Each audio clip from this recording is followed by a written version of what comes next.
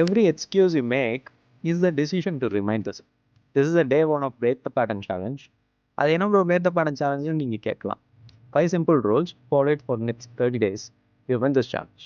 இதில் வின் பண்ணி என் லைஃப்பில் என்ன ப்ரோ மாற போகுது எனக்கு தெரியல. லைஃபே கூட மாறலாம். Because this could be the starting point of all the good things that you want to achieve in your life.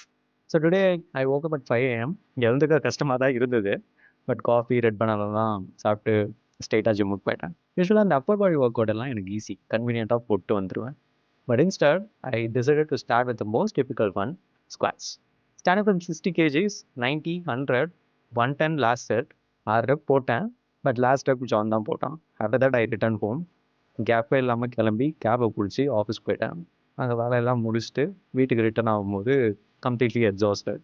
இருந்தாலும் டெய்லி ட்ராக்கர்னு ஒரு விஷயத்தை ஃபாலோ பண்ணுறேன். எனக்கு என்னென்ன ஹேபிட்ஸை நான் ஃபாலோ பண்ணேன், எதுவும் மிஸ் பண்ணேன்றதுக்காக ஒரு குட்டி ட்ராக்கர்.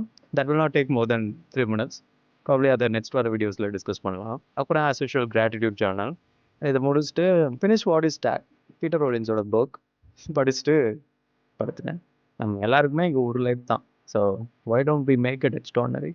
டெய்லி பார்க்கலாம். ப்ராக்டிஸ்.